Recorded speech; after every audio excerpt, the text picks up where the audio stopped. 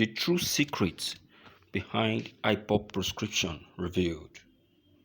Wole Soyinka blast Buhari.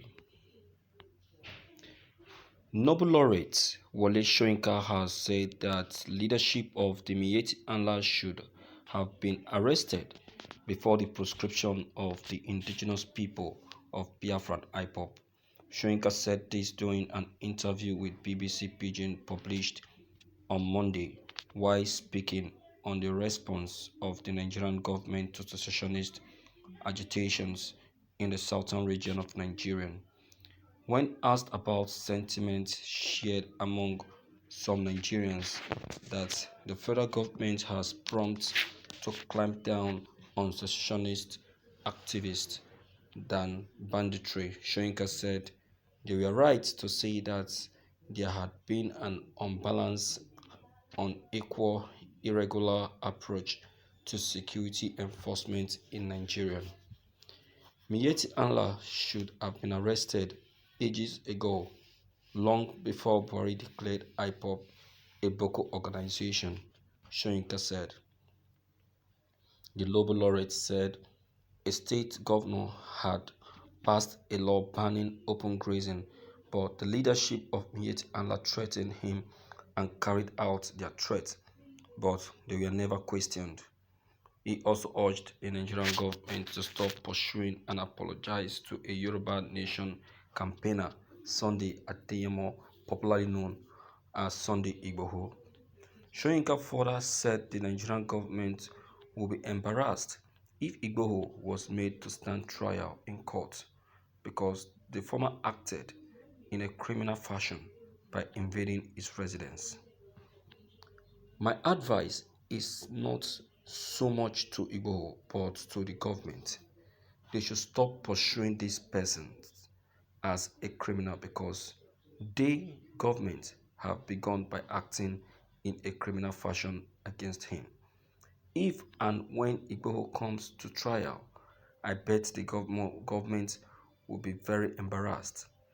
I think they should just tell Igbo, look, we made a mistake. We should not have acted in this way. You are no longer wanted. Please go back to your home. In fact, escort him home quietly and let him resume his normal life, Soyinka said. You see, not that the federal government don't know all of this. They know. They know that they have faltered. They know they have faltered. They know they have they are at fault and they have offended. They know their wrongs, but they are just pretending. They are just pretending to be right.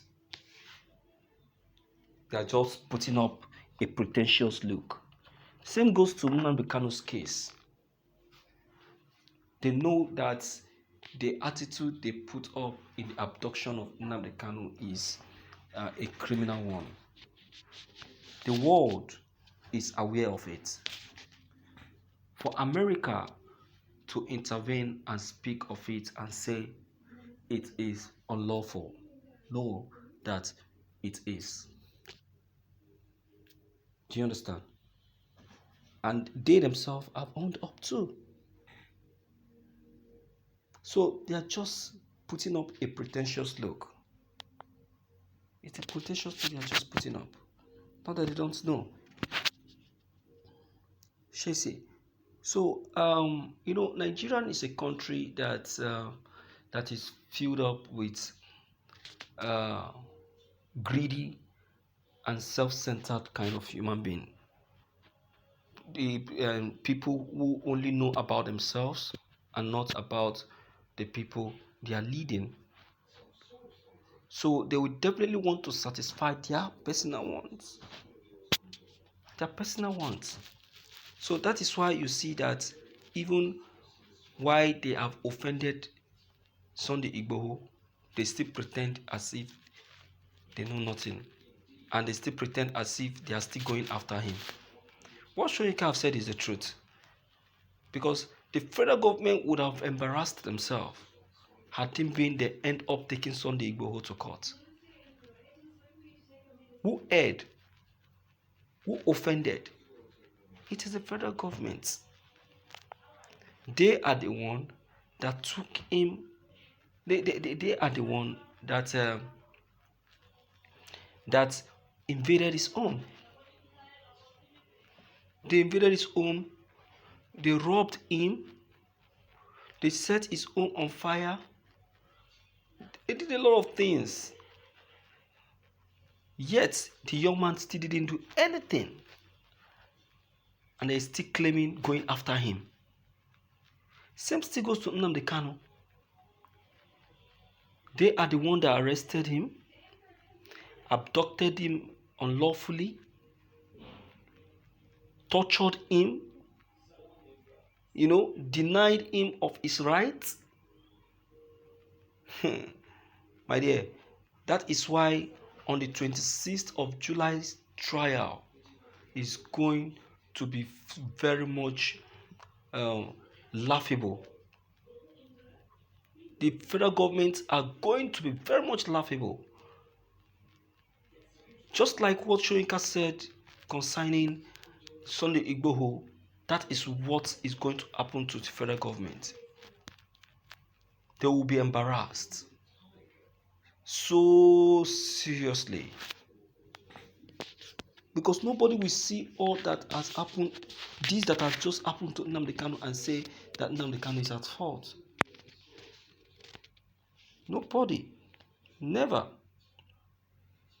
Except if you are a sadist. Because it is only a sadist that will rejoice over the downfall of his fellow. You understand? That is a sadist for you. Okay? So I believe you are not a sadist. I believe you are not a sadist. So my dear viewers, let us call a spade a spade. Soyinka have just hit the nail on the head. The federal government are at fault. Buhari shouldn't have prescribed Ipob. We have people that he's supposed to have prescribed. He left them to be working freely.